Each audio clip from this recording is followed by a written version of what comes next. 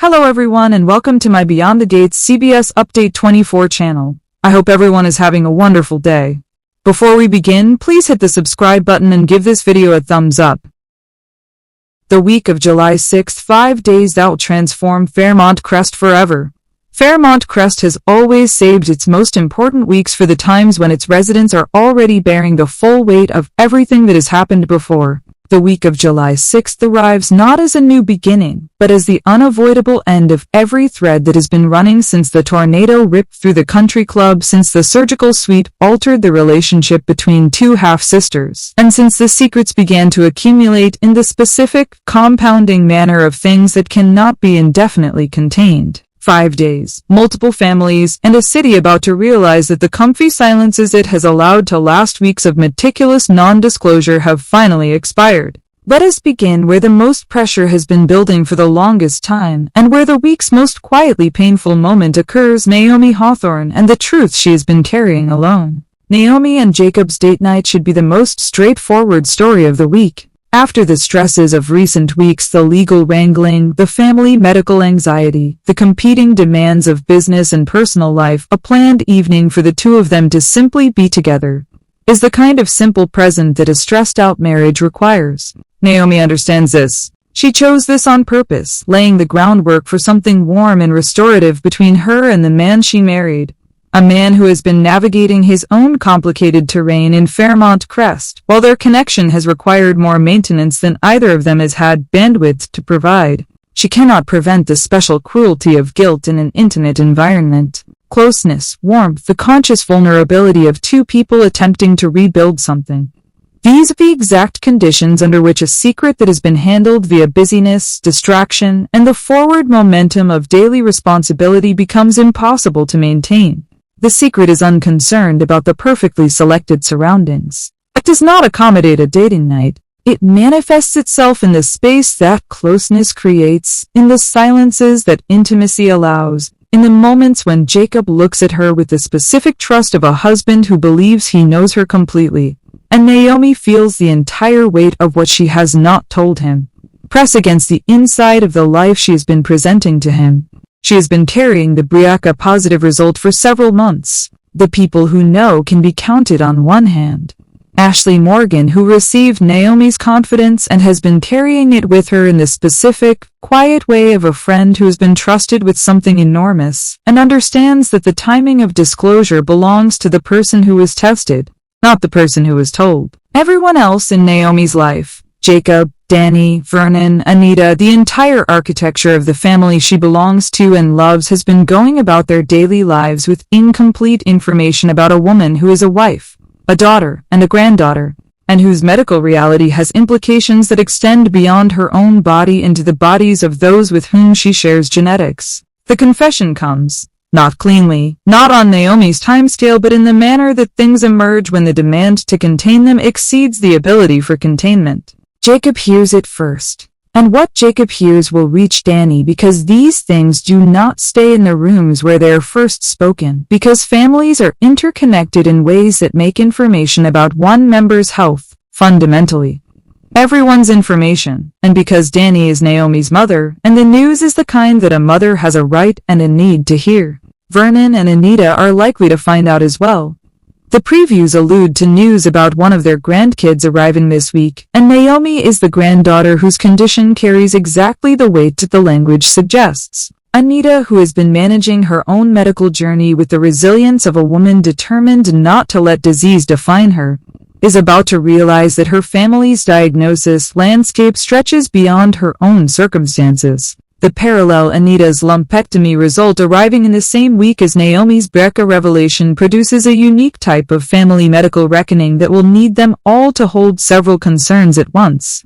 Dani then reaches out to Ashley. The prevailing theory among those paying close attention is that Dani's questions for Ashley, following Naomi's confession, will be about the BRCA test, about what Ashley knew, when she knew it, whether she could have said something that would have accelerated the timeline of disclosure, and whether her silence constituted a different kind of loyalty than Dani would have preferred on her daughter's behalf. But there is another possibility lurking behind that obvious interpretation.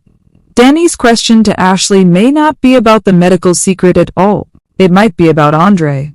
About Ashley and Andre Richardson's pre-existing past, which belongs to a Fairmont Crest chapter that has been closed but has never stopped creating the exact type of questions that the present tense occasionally requires answers to. Dani's emotional register will be determined by whether she is trying to have a talk with Ashley about her daughter's health or about her ex-husband's convoluted history. Anita's week begins in the peculiar suspended condition of waiting for the results of a lumpectomy, a situation that her family has structured around with the particular care of individuals who realize that their duty right now is not to solve anything but to simply be present. Vernon stands behind her with the steadiness that has defined his support throughout her cancer journey, a firmness that has cost him something. He does not want others to see, since Anita requires his calm more than she does his fear. Dani is there, Nicole is there. The full, warm, complicated presence of the Dupree family gathered around one of its own, because that is what this family does, since the urge to show up for one another is one of the things they have created together over centuries that even the most turbulent events have not demolished. When the time comes, the outcome will be unique to each of them. Good news does not simply eliminate the worry that preceded it. After a long period of bracing for any outcome, good news arrives with its own force. The release of all that had been under pressure, the fragile and huge relief of realizing that the worst-case scenario is still speculative for the time being. The Duprees have earned this reprieve, and whatever form it takes when it arrives, it will be one of the week's most sustaining moments amidst everything else that is pushing the family in more difficult directions. Over at the Dupree mansion, in the very specific emotional aftermath of a proposal that has changed the atmosphere of the household without fully resolving anything, Kat Richardson and Tomas Navarro are discovering that the question itself was not the end of the conversation.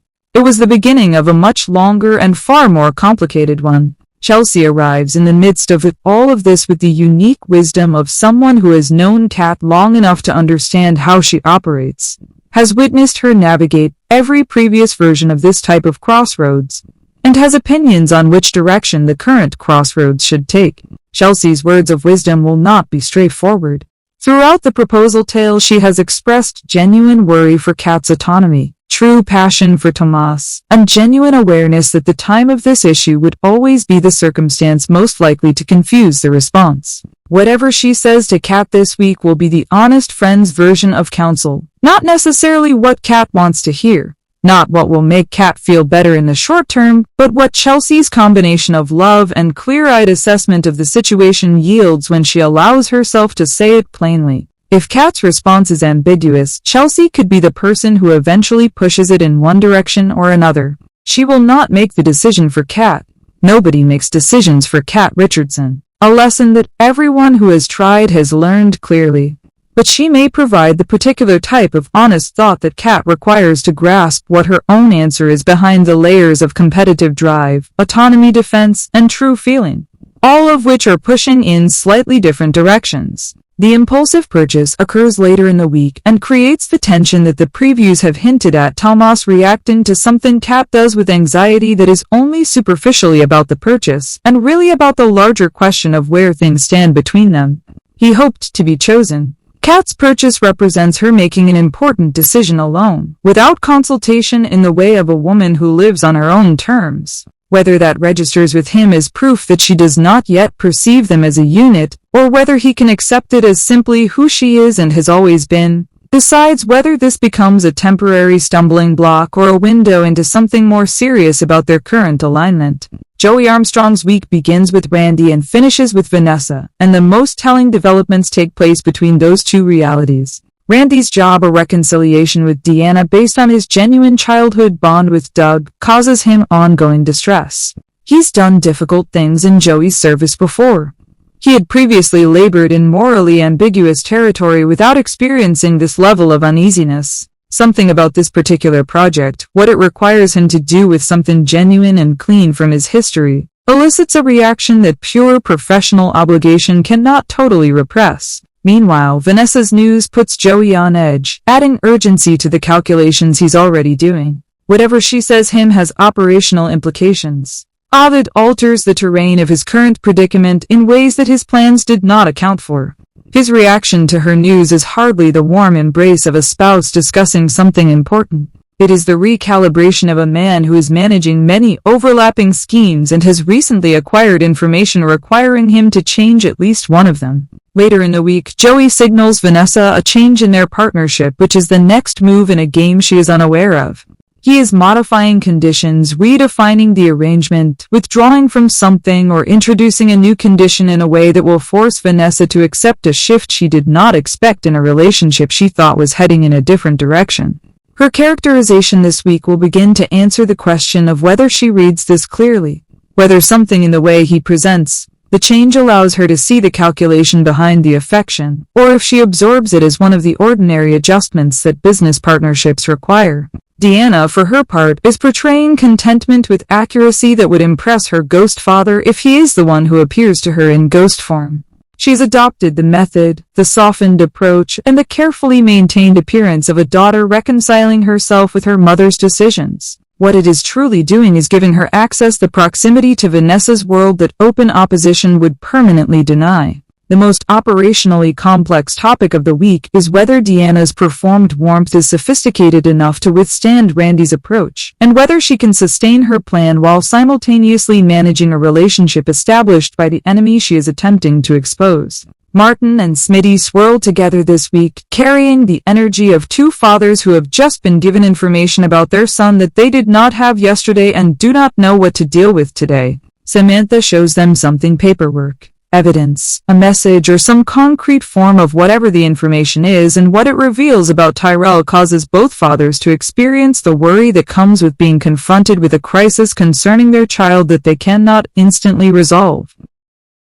The pregnant probability is the darkest reading of the available teasers, with the most long-term ramifications. A split with Jessica is more manageable reading, but it is nonetheless significant in the sense that news concerning a child's relationship arrives with enough weight to disturb those who care about him.